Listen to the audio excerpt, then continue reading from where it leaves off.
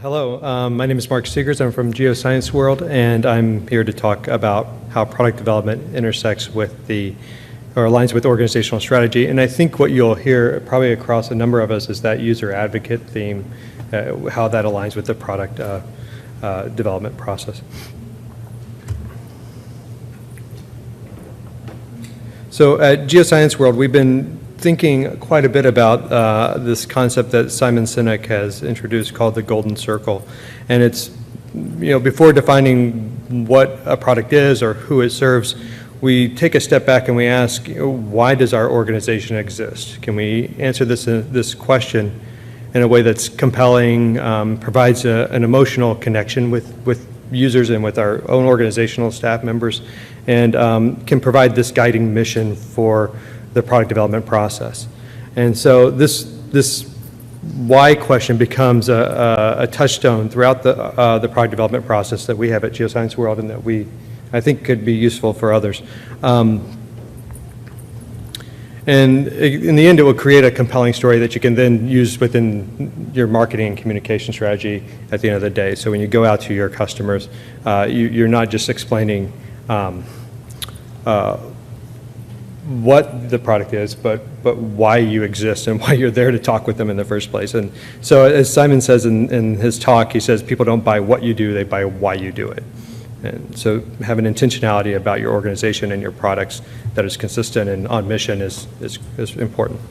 So to use GeoScience World as an example, the what we are is a nonprofit aggregate that provides number of products, digital journals, books, databases, and increasingly more society services. So we have a service arm that goes to the collaborating societies. But to try and reframe that into a why statement, it's probably best to say that we believe in collaboration, that collectively our nonprofit is stronger because of the whole is greater than the parts, and that we work together for financial stability and independence of our constituents, our societies, and the research librarians that we work with. And the purpose is to create a healthy market and advance the science. So to summarize, it's collaboration with a number of different types of partners to advance science. So when we take that to the product development process, taking this mission of collaboration and advancing science, we approach product development with this user advocate idea in mind. So we really are thinking about our users, and it's not a singular notion of what a user is. Our user is the researcher, it's the author, it's the librarian. We serve industry professionals, and we serve a number of societies and their staff. And these are all different types of users who we're thinking about in this product development process. So the user then comes into the entire product development lifecycle through ideation. We're soliciting feedback from users and board members and staff members, and as Matt says, we're weighting and vetting and doing research against those. So it's not just whoever's speaking the loudest gets the answer. There's analysis of the market landscape through user feedback and allowing them to help guide us into what they're seeing in the marketplace and what they're seeing in their workflow and their daily lives. And then doing discovery through personas, user personas, having those user analysis help feed how we define types of users in the development process, and then using their feedback as part of the assessment process and using real user data in that process as well.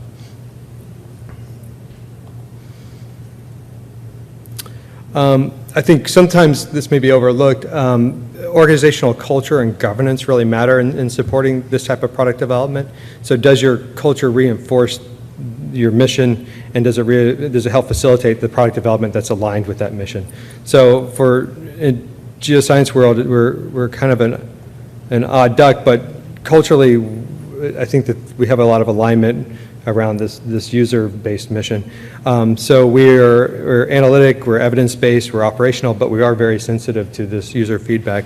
We're a very small organization with not a lot of bureaucracy, so the feedback can move quickly through our organization and affect things in a very agile manner. And we're a nonprofit, but we're also made up of a lot of former commercial publishers who have an entrepreneurial spirit, but it's all geared towards reinforcing that mission to benefit our societies and our librarians and our research community. And our board is made up of those same types of users, so there's a lot of resonance there. And in the end, these users, these stakeholders, these board members are all helping to define what success looks like. And that success can be in financial terms, and that the money comes back and helps sustain the organization, sustains the societies. But it's also in terms of user benefit and time saved for the researcher and the scholar. So these are all ways that we are measuring our success. It's not just the bottom line. So for GeoScience World, we have reviews we have some maturing products, but I think what's interesting is to think about the user in the roadmap process, because once you release a product, you're never really done, and the products continue to have a life of their own. And so we anticipate this ongoing agile development process and bringing the user feedback through quarterly reviews with different advisory panels. So we have one on, for example, we have one on search that's really built around our high-end expert search users, and we go and talk to that search community regularly and say, how's the platform doing? Where do we need to be looking for to move in the next area around search? And we continue to bring those types of ideas back into the process. Of course, we're always balancing the needs of the end users with our own internal operations and with the sales efforts that we need to do.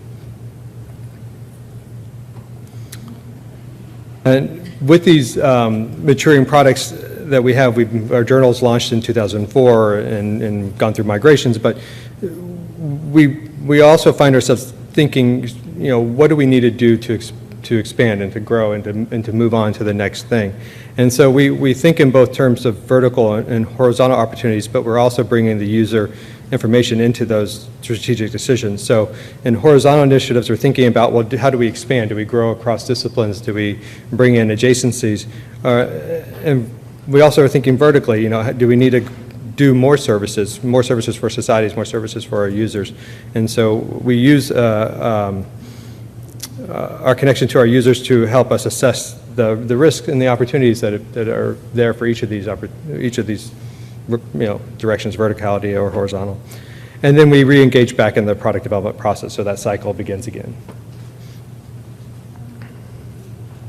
So in the end, to summarize, at a high level, what we're doing is collaborating with users to consider what we should do. And we look at the demand that's coming from the user community, the competitive landscape, the industry trajectory, where things are going, but we also consider what we can do. What are the limits of technology within our existing products, our staffing, our finance issues, and then we take that middle and say, well, this is what we're going to do. It combines our users with opportunities to define what we do strategically.